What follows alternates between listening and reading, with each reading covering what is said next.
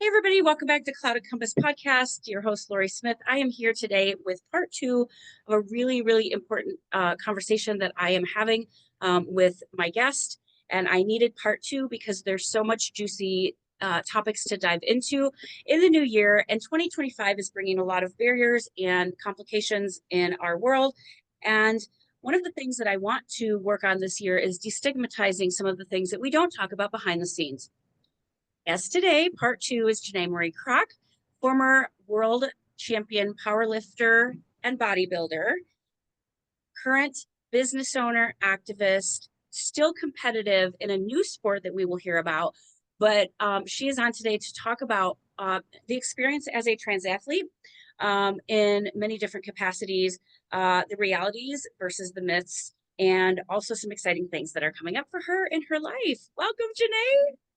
Thank you. Thank you so much for having me on again. You're welcome.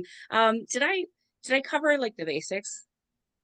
They're Oh yeah. more, you've done so much. You've been in the military, you've been in pro world champion, and as one class weight, but more than one, or am I mistaken? I competed in multiple class weights and held records in several different ones, but I was the world champion, world record, an all-time world record holder in the 220 class. All-time And world yeah, record holder. yeah. Okay, so let's talk about your life before you're uncovering your identity as a bodybuilder. We talked about it a little bit in the previous section of the podcast, but to catch people up, what was the role of bodybuilding for you in your life?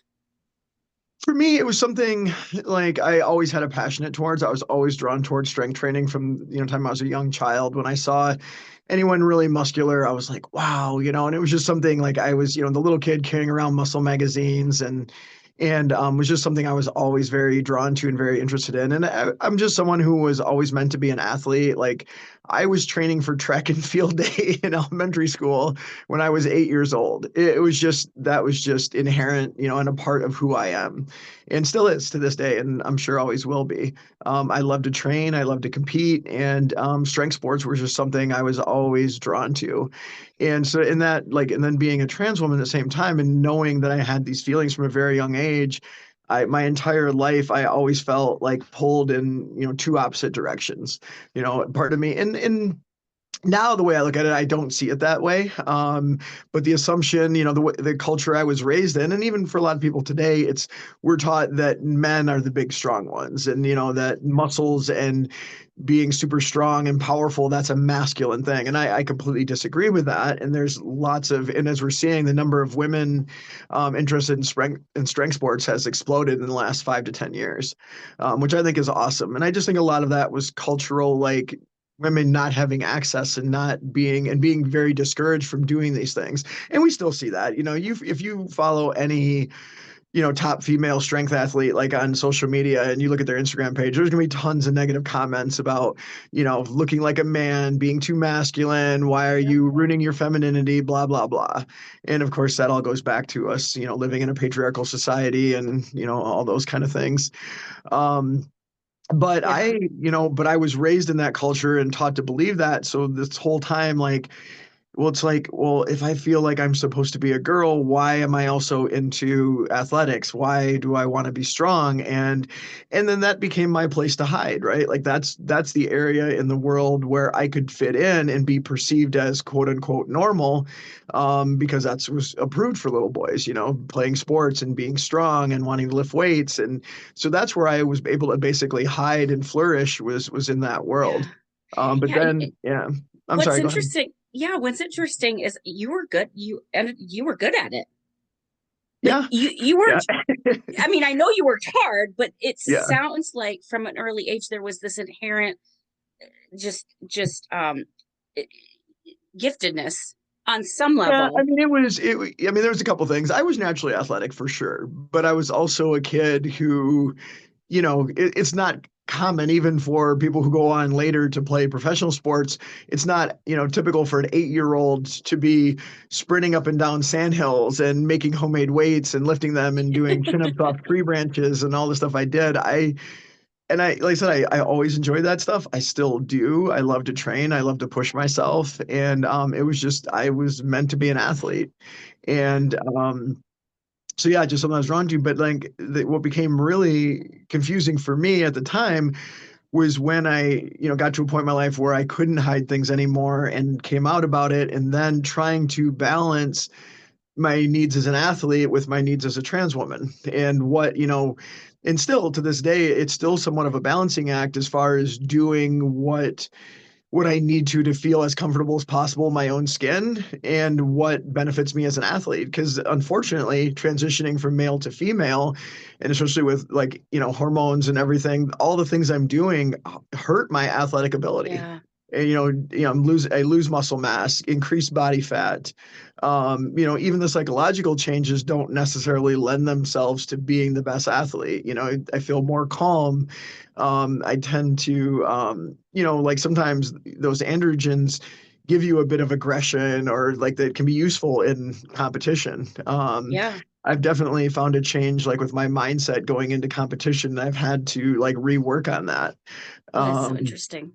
yeah, yeah. So it's definitely it's frustrating at times because it's like doing something that voluntarily like decreases your performance as an athlete. Yeah, It's hard. Then when I go to competition and if I don't perform as well as I'd like, and it's hard for me not to think, well, if I was still a little bit stronger, if I was leaner, if I did these things, I right. would be a better athlete. And that has caused me to like pause hormone replacement at times. And I mean, I've been on estrogen nonstop now for 3.5 years, but I first started Wow. estrogen back in 2015, so like a decade ago.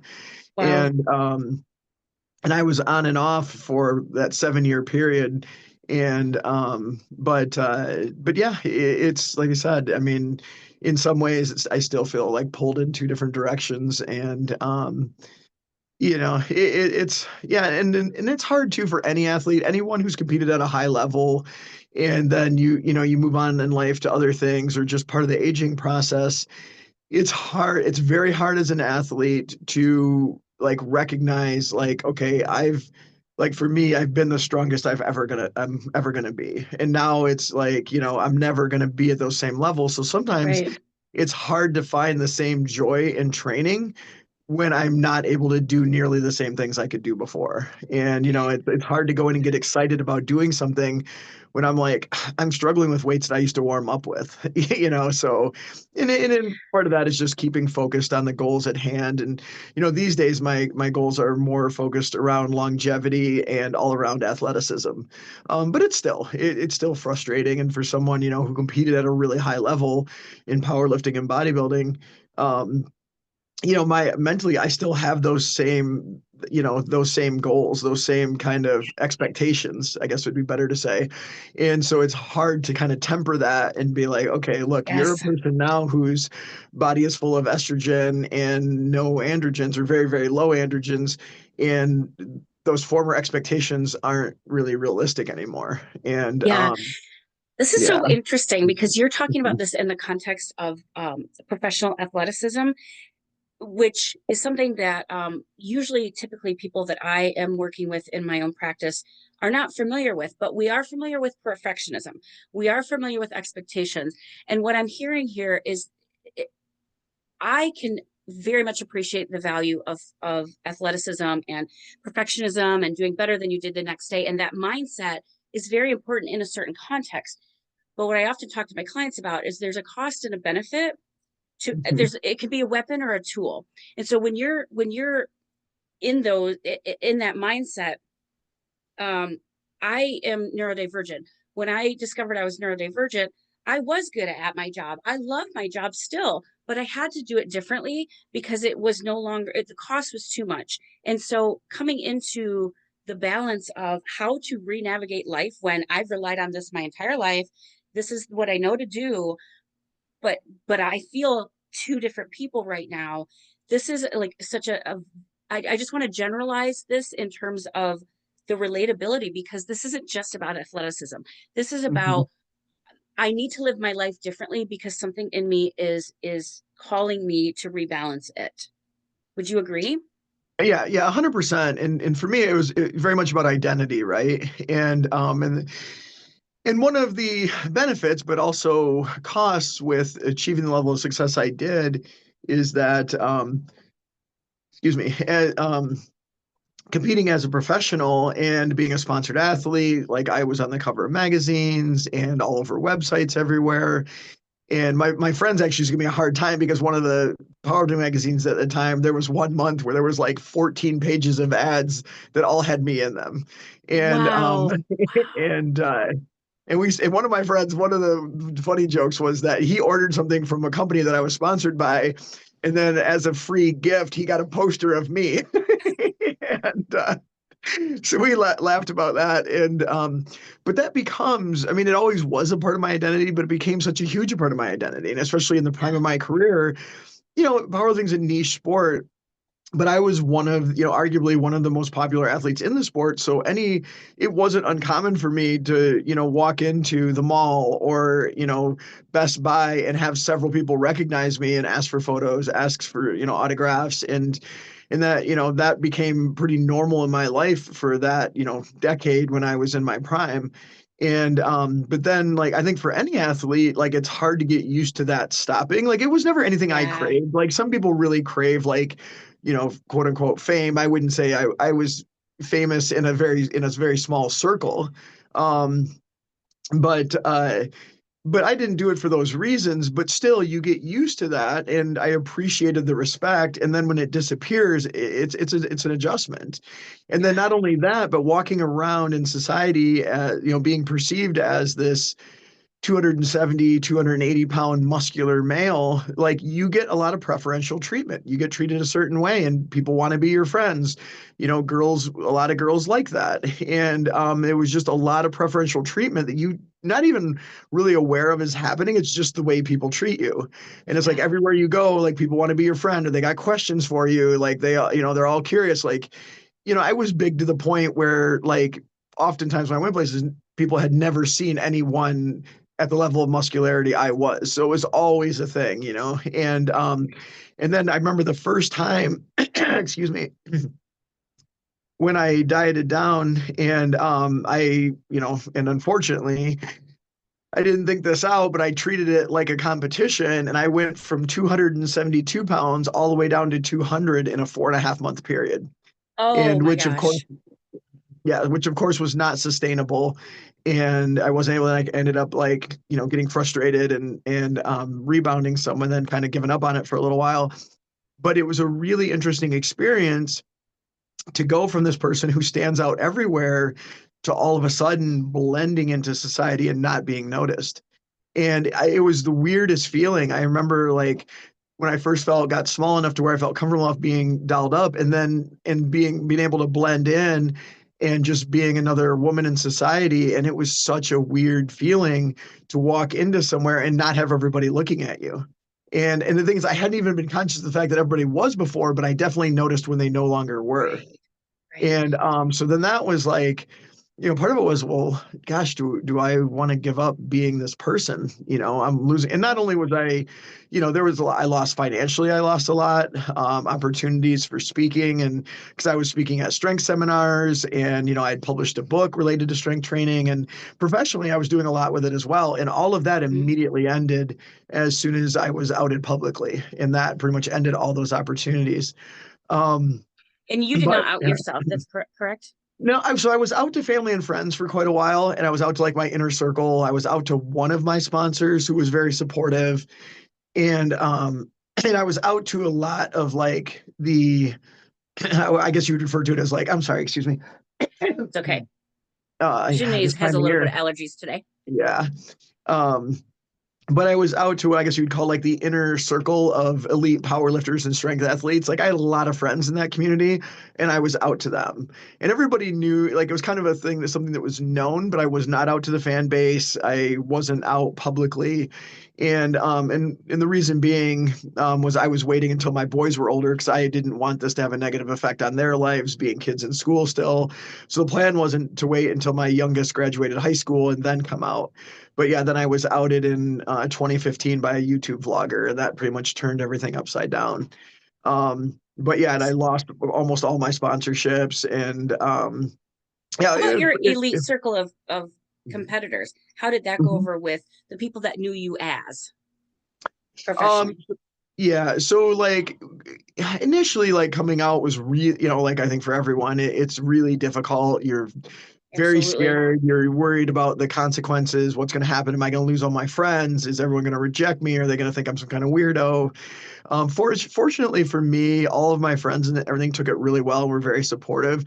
And I think part of that was because of the type of person I was, the things I had accomplished, there was a lot of respect for me in my friend group. And also I'm just a very by nature, I'm a very sincere person. Like I'm someone who I kind of wear my emotions on my sleeve. And looking back, it amazes me that I was able to hide being trans as long as I did, which was basically my entire life. But it was purely out of fear of the consequences and fear of what would happen. But so when I came out to people, I was very open about it. Like I shared like the struggles I had had, and I think it was very easy for them to see like how real this was for me and how difficult and what a big deal it was. So I think it's hard to be mean to someone when you see they're basically bearing their soul to you and sharing all these very intimate things. And Well, I think one of the key and things I so, just want to reflect on there is that we underestimate the value of relationship. And when somebody has established a relationship with you, it is harder to look away. It is harder to reject you, which is authentic relationships, not, I'm not talking family of yeah. origin relationships, but like people who really know you and you've shared and connected with. So that is something that most of us in everyday life don't even have, somebody that we can come to with our deepest, darkest and have them be there. So that's amazing that you had that to jump off, because there is so much of a cost. It's kind of like a little bit of a buffer. Yeah. Yeah. So I think I was fortunate in just the type of person I am. And like I said, I didn't approach it from, I think out of fear, a lot of people tend to be like they have their guard up when they're coming out, and it's kind of like they're expecting rejection. So they're kind of like, well, this is me. If you don't like it, then you don't need to be in my life. Mm-hmm. And if you come with that kind of energy, I think it's very easy for things to be adversarial. And Interesting point.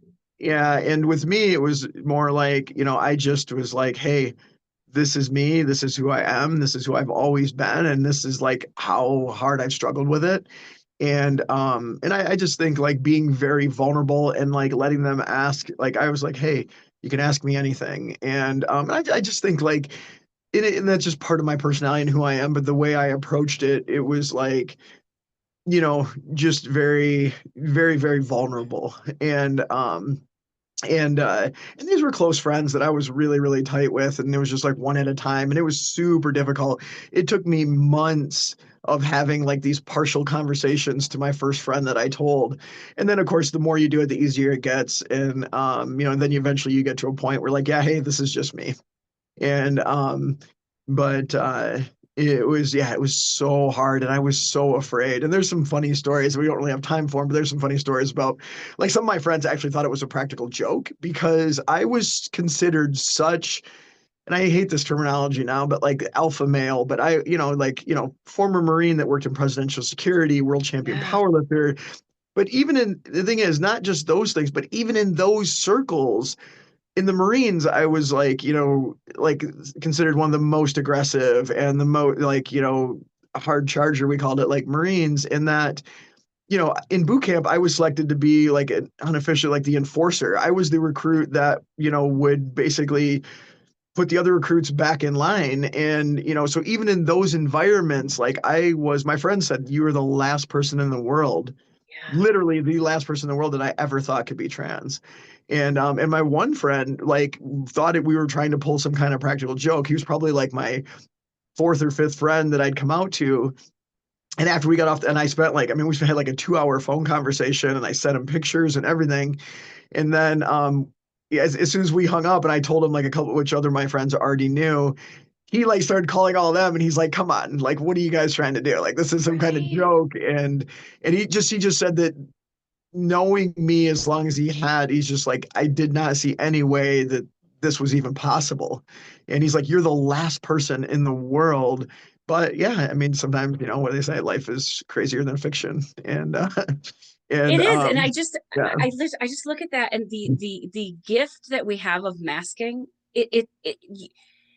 You tried so hard to be like belong, and you were good at it, And then there just comes a point where like I cannot be this anymore.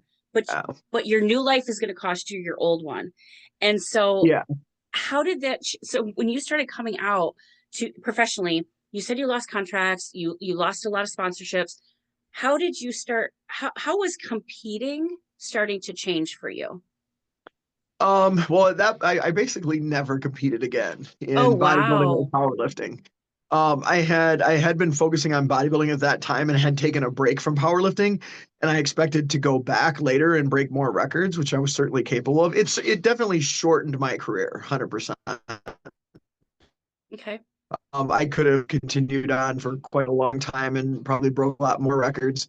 Um, and then, but yeah, but part of that was my own personal choice because then I was more focused on transition. And, like I was like, okay, well, cat's in the bag. Now I don't have to hold back anymore. The benefits were now I can get into activism. Now I can start speaking about this openly, things I'd wanted to do anyway. And then I just kind of went, forward with all of that and realized like, okay, a lot of this is going to be over now. It's just like the reaction of the general fan base and stuff was, I would say, was split pretty much 50-50. There were a lot of people that reached out in support, but there was also a lot of hate. Mm, There were people, I had messages, people telling me they had burned the posters that I signed for them and all this kind of stuff. And just, people telling me, that I should be killed and, my kind eradicated from the earth and just all kinds of horrible things.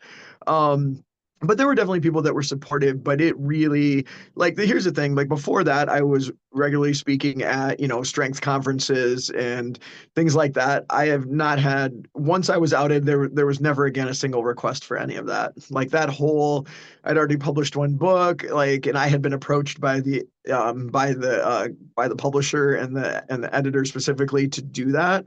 I was writing for numerous websites and featured on, like, things like bodybuilding.com, T Nation, like all these, yeah. popular sites, and all the requests ended. Like everything Do just you, stopped.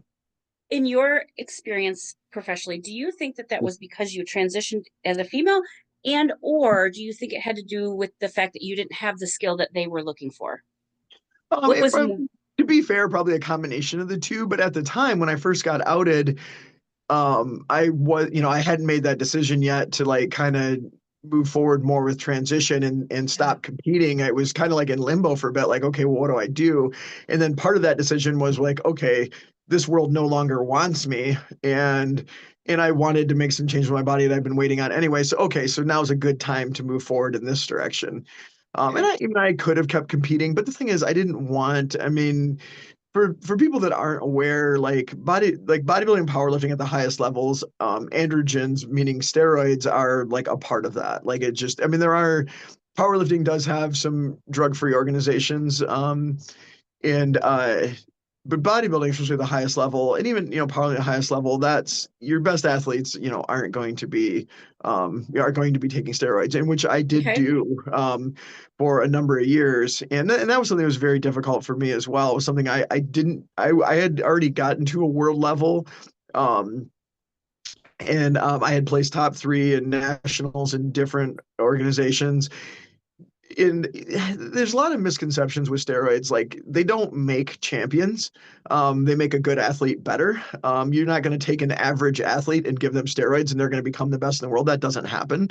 I mean, there's certainly an advantage and there's reasons why people use them, but they'll make a very, very good athlete great. Basically in strength sports, the typical results are like an increased 10 to 15% in performance. Then things kind of Wow. level off, which is significant when you're at the highest levels. But I had already squatted 900, benched mid 500, and deadlifted well over 700 pounds before I ever touched anything. So I had already qualified for worlds. I had placed in the top three at nationals in multiple organizations. I was already at that level. I just wasn't at the very top. And so it was always a temptation because, obviously you're aware of like how much of a difference that makes. And I'm competing in organizations that were, I was competing both in drug tested and non-drug tested organizations. I just wanted to compete against all the best people. I really didn't Hmm. care. And so, but then that was something, that I became part of my competing and part of my training for probably about a decade. And Wow. so there were some consequences with it too. It doesn't, like I tell people, if they're considering if they're in the strength world and they're considering making that choice, one of the key things I always stress is that there's no free lunch. You don't get to do this without any consequences, especially Hmm. anything above like your natural levels. Like it's one thing, like a hormone replacement's a completely different thing. And that in a lot of cases, especially for like older men and stuff, can actually be very beneficial to your health. But anything above that there's going to be a cost. And the farther you go above and the longer you stay there, the higher the cost is going to be. Um, and I've seen some of that. Like I have some issues, I should say heart issues. I was diagnosed about a Hmm. year and a half ago with stage 2 diastolic dysfunction. Oh, wow. And so that's something that's, I mean, I'm still able to do things. I mean, I'm 52. I'm competing in jujitsu and a lot of times with people that are in their 20s and I do just fine. And I'm, physically I'm in much better shape than 99% of my peers. But I had to pay a cost. Like this is Yeah. something I'm very conscious of and doing everything I can to prevent this from progressing. I mean, right now it doesn't cause me too many issues, but like when I'm competing in jiu-jitsu and if my heart rate gets really high, and especially like if my weight is heavier or I'm retaining fluid, I have issues with my breathing. Um, That's so that's part of the motivation for me to thin down and focus more on long-term health. But yeah, there's a cost, and that's part of what I have to pay for the choices I made. Yeah, I just want to apologize to the audience. There's a little bit of glitching in the internet, but Mm. we're getting the most of the conversation. Um, I don't know if that's on my end or your end, but we're doing good enough Yeah. for the conversation. Um, Okay. but what I wanted to mention, so here are, were those prescribed or no? No, I was under doctor care the whole time. Like I was very open about my physicians with what I was doing. And we would test my blood work. We were trying to Okay. minimize, any possible effects. But no, the things I was taking cannot be obtained through, traditional medical Yeah. sources. I mean, So yeah. no, I'm just, you're talking about it later in life, being beneficial. Here's an example of gender affirming medication. And Uh-huh. yet the struggle for you probably now, or if you didn't have the resources you had for the gender affirming medication, it's night and day. So Hmm. so you were taking a medication to enhance muscularity and My strength, performance, yeah. and But not, also, yeah, but also taking me away from the femininity that, yeah, so it was definitely a struggle. And it was kind of one of those things when I made that decision. I mean, at this time, I was knocking on the door of winning nationals and being a, world champion. And so it was like the temptation was high. I sure, knew, yeah, and at this time in my life, I did not see transition as being something that was possible for me. So that was part of it too. Like the way I looked and the way I was built, I never thought like transitioning and living as a woman in society. I did not think that was even possible for me. So that was part of it too. It's like, well, I can't. There's no way for me to be who I actually am and want to be. So I'm gonna make the best of what I yeah, have. yeah. And I'm a really good strength athlete. And When did excuse me. you decide? When did you start to realize this might be possible to live as a woman? I think first it was the realization that I couldn't do that anymore. Yeah, The realization like I've got to do something about this, and I didn't know what was possible, but the overwhelming need to move in that direction just became too much. So like I still, for quite a while, I still felt like I don't know if I can make this work, but I've got to do something. And then like, so I've had two facial surgeries, and the first surgery, um, it was like a partial facial feminization surgery, and I knew it was something I wanted, but you don't know what you're going to look like afterwards. And then it was like, and I wasn't. This was before I was fully out, and it was, I was like, well, gosh, am I going to look like I have a girl's head on a boy's body? Like, what is this going to look like, And yeah, is it something like I'm going to end up just looking really strange and weird? and so like I had a number of procedures done. Like I had, changes made to my nose, my Mm. cheeks, my upper lip shortened. What else did we do in that first one? So I had my nose thinned, my cheeks in, I had cheek implants put in, my upper lip shortened and turned up a little bit, eyebrows raised, but no bone work. Like we didn't do anything to my jaw, we didn't do anything to my forehead. And the thing I realized right after I healed from the surgery was like, oh my God, this feels so much better. I wish I had done everything. Oh, So then that was very like, okay, well, I know this feels good beyond a shadow of a doubt. Now I want to yes. move more in this direction. But then when it came to the physical changes with hormones, it's like, yeah, just stopping the androgens and then like starting estrogen. And my, oh my gosh, the first time I did, Oh my my God, I can't performance imagine. I literally lost hundreds of pounds Oh, off my lifts. Like my squat, bench, and deadlift all went wow. down hundreds of pounds in a matter of months. Like it was crazy. Like the decrease in performance was so extreme that yeah, I was shocked. Like I knew I was expecting that there was going to be a big drop off, but not to the degree it was. And it happened so fast, and I lost so much muscle um and now granted I was also dieting at the time. I was trying to lose weight and but coming off androgens, replacing it with estrogen, and it was, but yeah, like the difference hormones make in your performance is real. It's funny because we talk with trans athletes, people don't want to talk about or don't want to accept that going on HRT and blocking or removing the source of androgens and replacing that with estrogen has an effect. It has a significant effect, and that's going to vary a little bit from individual to individual. But no one is in denial about taking a male-bodied person and giving them more androgens increases their performance. And no one will deny that, and everyone accepts that. But then the idea that, well, removing androgens altogether, or except to a very, very low level, and then replacing with estrogen, a lot of people don't seem to want to accept that that impacts performance as well. Yeah. So then where do you go if um so again, you're off the steroids, you're on the estrogen, and you're told you have to compete as a man, and now Yeah. like where does that leave you? So yeah, so for a period of time, like I mean, and then at that point, like I really started focusing on activism, and then moved my speaking and writing in that direction, and started speaking at conferences and things like that. I started getting a lot of requests, and I'm and grateful for that. I'm so glad you're out here talking about it. I just think it's very needed, and I just think that the problem is so much of our community is invisible, Absolutely. because of the threat of violence, the threat of discrimination. People don't realize, like, even like some of my friends, I was just talking with one of my friends yesterday, and it just overlaps into so many areas.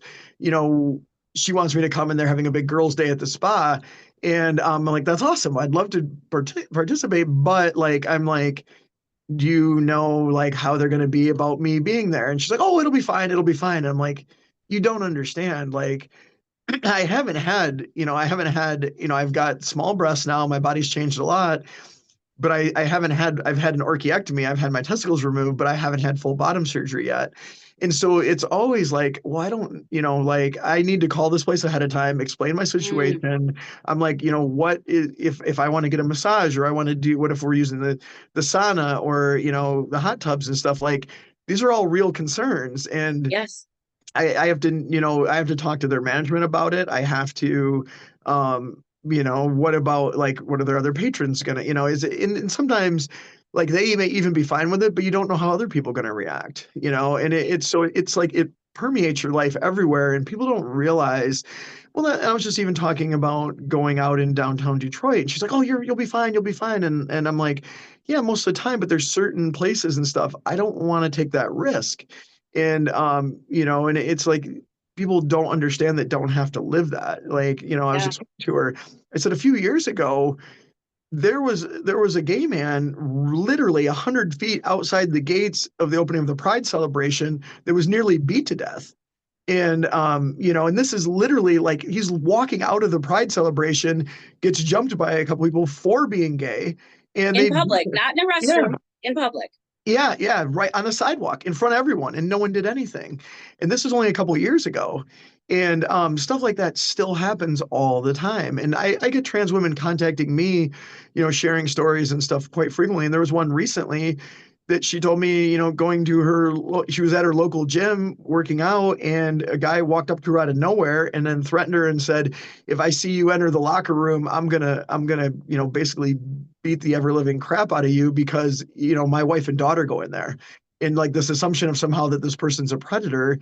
And she's like, "I was terrified. What am I supposed to do?" And this big massive guy comes up and threatens her just in between her sets, saying, "I better not see you even walk towards that locker room." Well, and I'll inject here. I just read something the other day that more trans women have been assaulted ever than like the amount of trans women who've assaulted somebody in the bathroom is minuscule compared to how many Yeah. trans women have been assaulted under the assumption that they will harm somebody.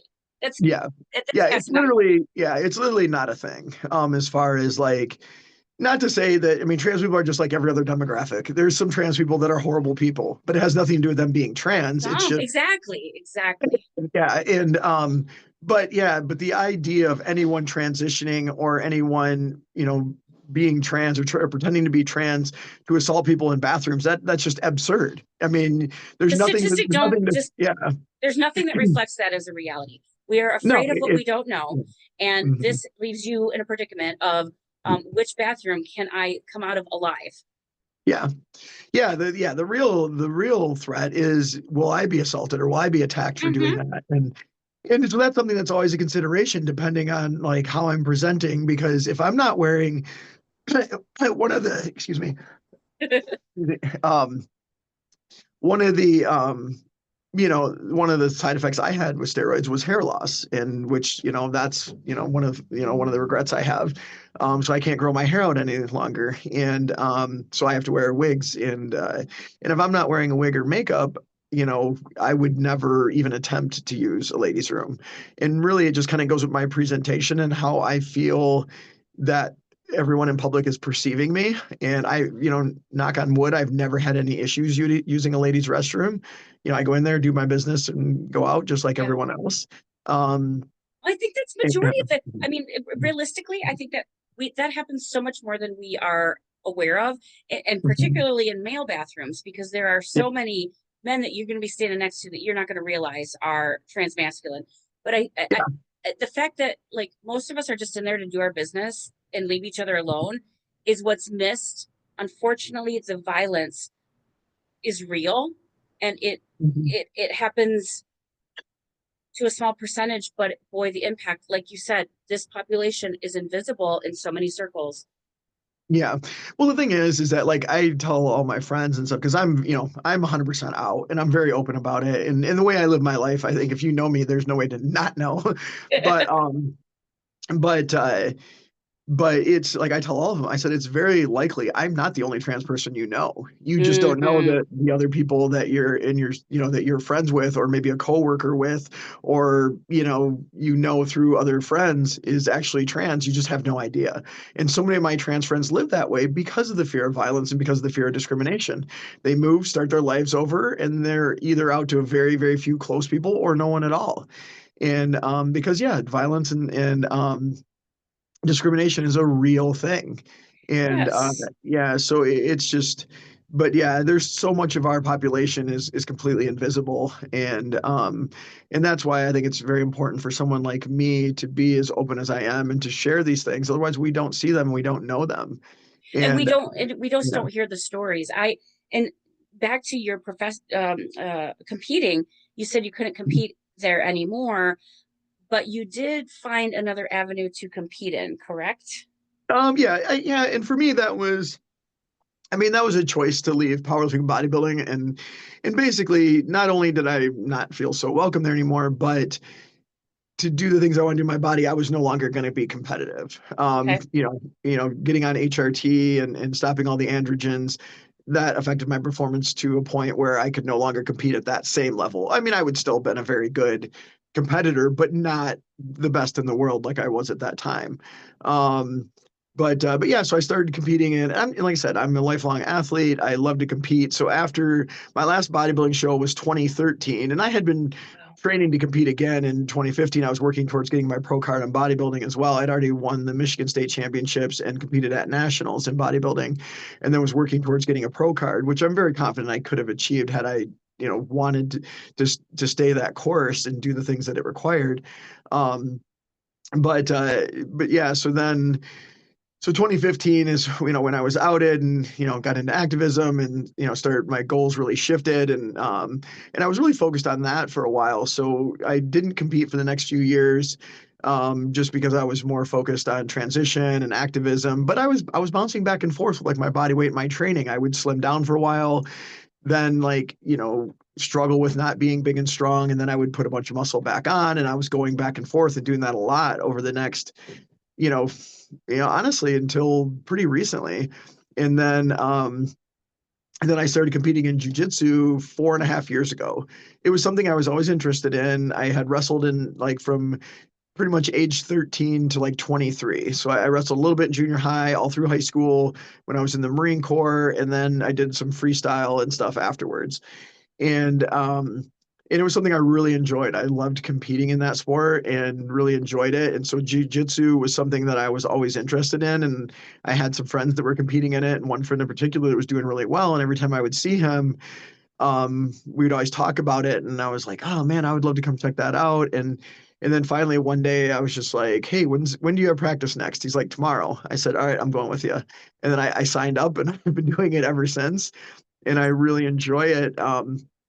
But yeah, I choose to compete in the men's division. So and the funny thing is that I had already legally, like, I changed my name, I think back in 2014, I believe, and then had been in the process of updating all my documents and legally changing everything, changing my gender as well. And that was a long process, and also required some surgeries in there in order to get doctors to sign off on it. Mm, And because like that varies very much state to state. In some states, like I believe California, like you don't have to have any surgeries, and you can change your documents. But then they're like Michigan's kind of middle of the road. You are able to change your sex on your birth certificate and stuff, but you have to have had bottom surgery. wow. That's a requirement. And I'm yeah. just gonna just again Mhm. accessibility to resources. You Mhm. cannot you cannot change your legal name unless you have the extensive finances for a surgery. Yeah. It's yeah, there's a lot, and there's a lot to unpack there too, because not all trans girls want to have that Right. surgery. It's a very serious surgery. There's a risk of complications. It's a big step, and a lot of people, they're 100% trans women and live their life as women, but don't want that to have that surgery. So they still Right. can't change their documents in this state. And as far as I know, that hasn't changed. But but then there's other states like Tennessee and Texas. No matter what you do, you can never change your sex on your birth certificate and things like that. And you need to, As yeah. as if the government can tell you who your identity is. Like it's just I mean, anyhow. Yeah, it's really difficult. Well, too, and that's another safety issue, right? So if you're Yes. someone, especially if you're someone who is, like one of my trans girlfriends, she's just naturally a very tiny, petite person. She's literally like 5'2", 115 pounds, looks very, like no one, I guarantee no one ever questions that she's a female ever. It's just she's genetically and everything else is that's, what she looks like. And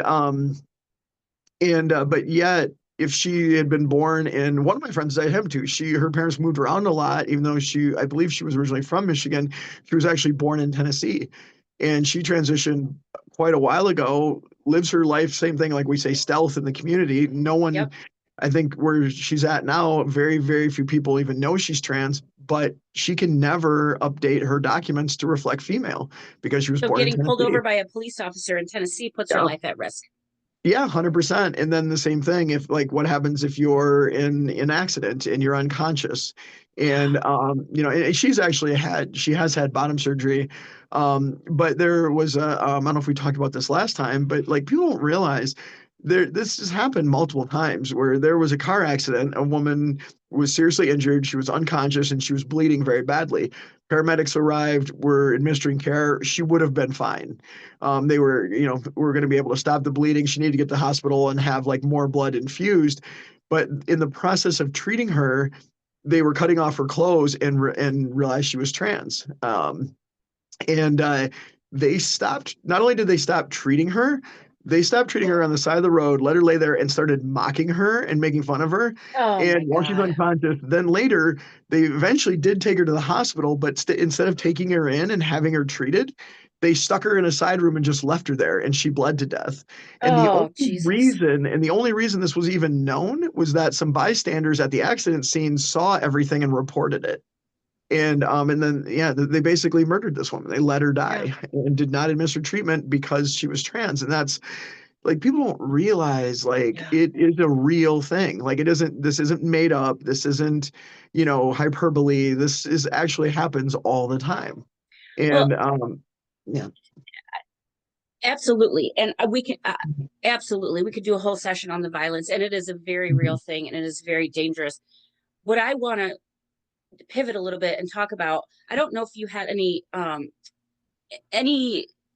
anybody to look to as a child, but I've done research on trans throughout history, the gender fluidity that has existed, and to deny that this has existed since the beginning of time, it it's just undeniable.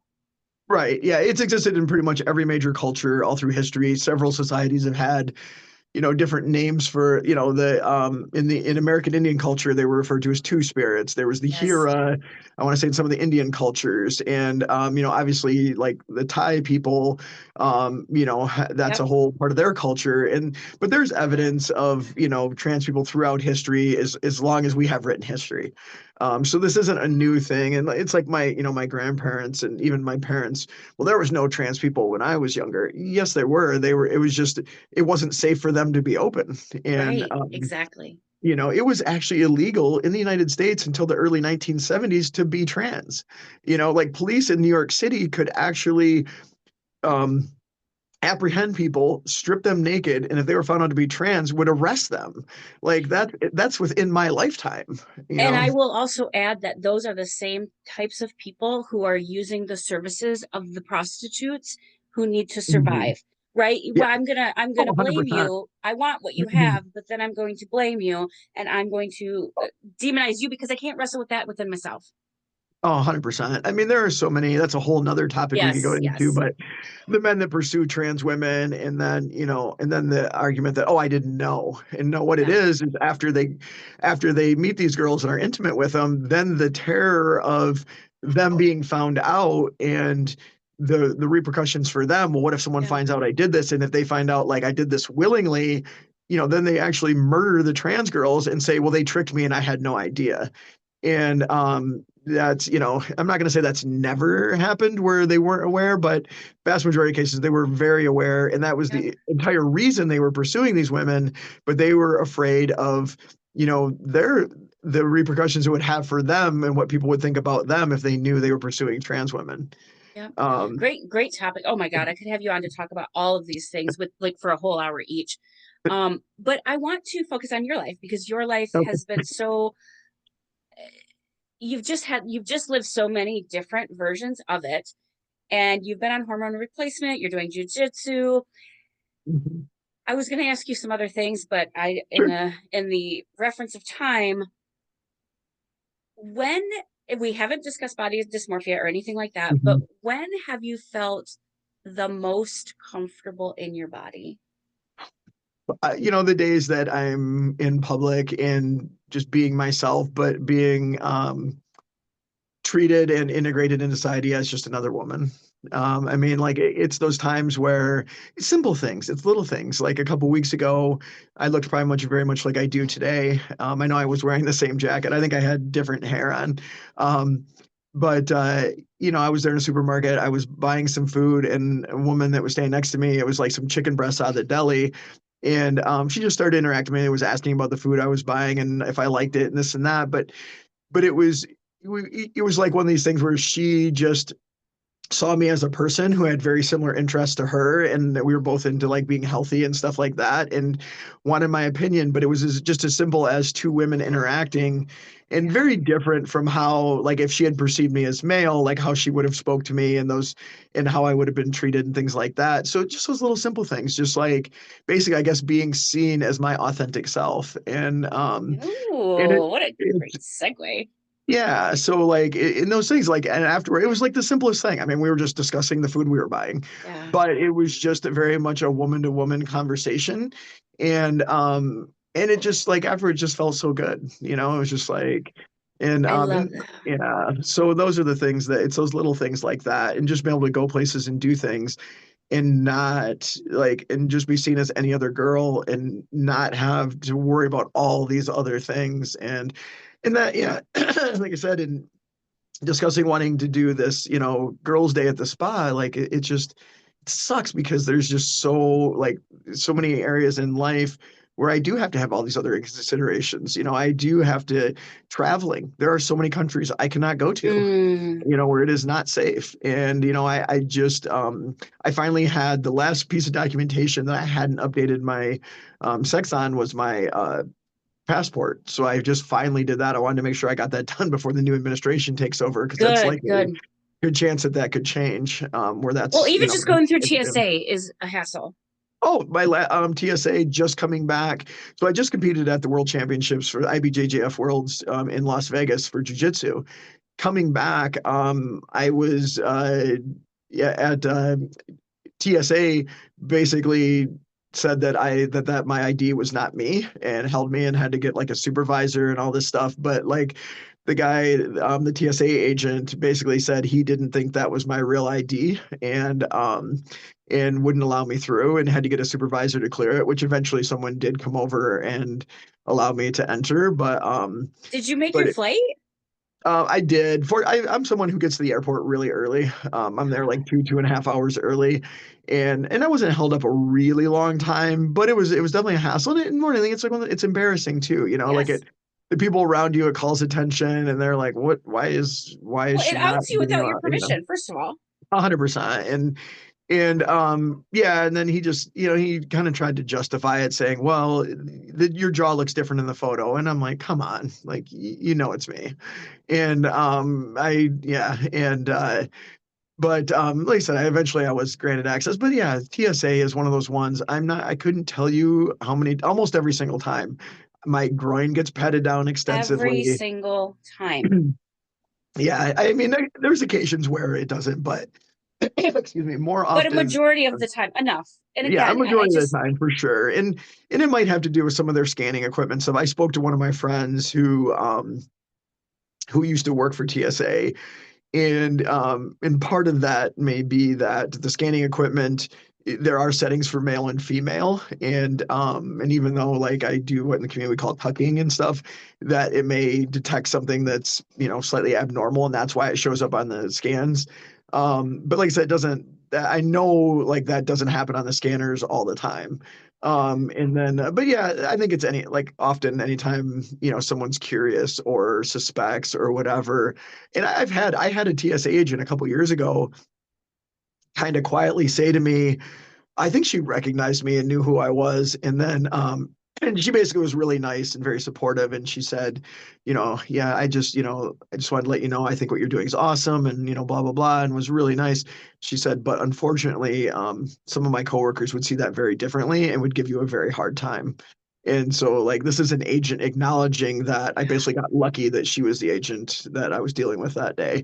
I've had issues coming back from Canada to the US where just been kind of basically harassed, and like asked lots of really embarrassing, very personal, intimate questions, asking about whether or not I'd had bottom surgery. Yeah. Why, that day I didn't, I think when I was coming back, I either had really short hair, and in my passport I had really long hair, and they're like, why did you cut your hair? Wow. Why did you do this? Why are you going to have did you have the surgery? Are you going to have it?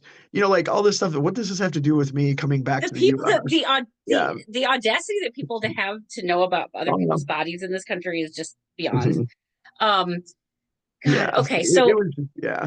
I really just want, I appreciate your perspective so much, and you're being so open to talking about this. I definitely want to have you on again in a couple months, in the new year, but I want to talk about what's coming up for you in this new year. You mentioned living authentically. Can we talk about that? Yeah, so we have a podcast, a good friend of mine and I are working on, and the title of the podcast is called Authenticity, and that is Awesome. the central theme around everything. It's about being open, honest, and authentic, and about being our true selves. And we'll talk about like a wide range of things. So there will be talk about, competition and competing. There'll be talk about, gender and sexuality. There's going to be talk even about grief, because both her and I have been through some really hard Mm, times.